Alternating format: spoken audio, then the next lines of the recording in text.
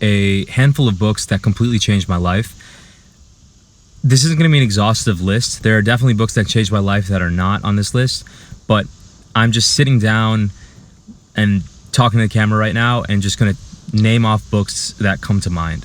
So the first book that completely changed my life is The Name of the Wind by Patrick Rothfuss. This is a fantasy book.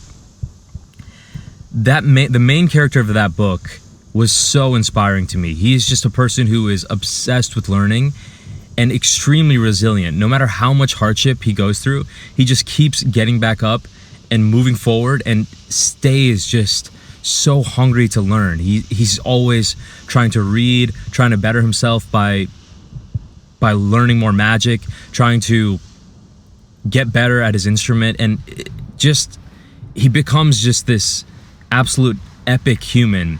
And I think it's because of his resilience and his obsession with learning.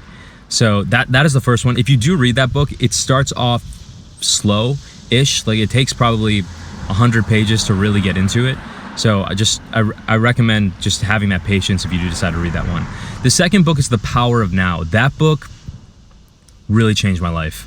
That book spelt out in words what the experience of being present is like. Not only that, the actual act of reading that book is very meditative. Somehow, as you read that book, at least for me, as I was reading that book, I noticed it was almost as if by reading that book I was meditating. It's a hard thing to describe, but there are actually several points where in the book where he has this symbol in the book where you stop and just be present. And just reading that book is very, very calming and very centering somehow. And after I read that book, I started spending a lot more time meditating. I started becoming a lot more aware of when I'm present. And by becoming more aware of when I'm present, the presence lasts longer. So anyhow, that book changed my life because it really put meditation as a forefront in my mind, as something that is very important for me to do very frequently. And it just caused me to live a lot more peaceful, feel a lot more peaceful in general. So yeah, I'll put that book as definitely life-changing. The next book that comes to mind for me is The War of Art. The War of Art by Steven Pressfield, extremely small book, but packs a huge punch. My biggest takeaway from that book is that there's this concept of a resistance. And resistance is this feeling that we all have when you sit down to do a important task. Your mind will come up with so many excuses. Maybe your mind won't do this, but my mind will come up with so many excuses as to why I shouldn't do the work right then and there. And the more we conquer resistance, the more we say, okay, appreciate that excuse, but I'm going to let that go, and I'm still going to do this work anyway. The more we can listen to that second, stronger version of ourselves, not the initial one that is trying to get out of the work, and actually do the work, the easier it gets to conquer resistance again and again. And you still have to conquer it every single day, but the easier it gets to conquer that resistance. There's other points in the book too, but that was probably my main takeaway when I think about that book years later.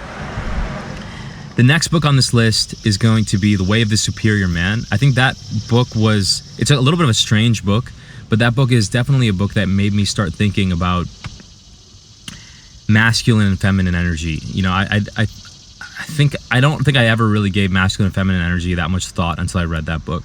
So that was a really good book. Let's see what else we got here. I'm reading right now Mistborn. I'm reading the third book right now. There's this character, Kelsier, in the book that is incredibly inspiring. Against all odds, stays hopeful, stays happy. That character is really inspiring, Kelsier. So I'll throw that one on there. Let's see what else I got. Oh, the 4-Hour Workweek, definitely life-changing. I don't necessarily buy into the 4-Hour Workweek for my own life. I think if I worked 4 hours, I would get laid off from my job. But the idea of productivity over busyness and mini retirements really sticks with me. I actually took a mini retirement after working for 7 years in corporate. I took a year and a half away from corporate, and that was pretty awesome. And I'm back in corporate and more hungry than ever. But this idea of mini retirement really stuck with me, and this idea of productivity over busyness really stuck with me. So I think I'm going to wrap this up now. There's other books too, but definitely that's a good list. If you are looking for some life-changing books, I recommend those. And if you like this video, leave me a thumbs up, and I will talk to y'all on the next one.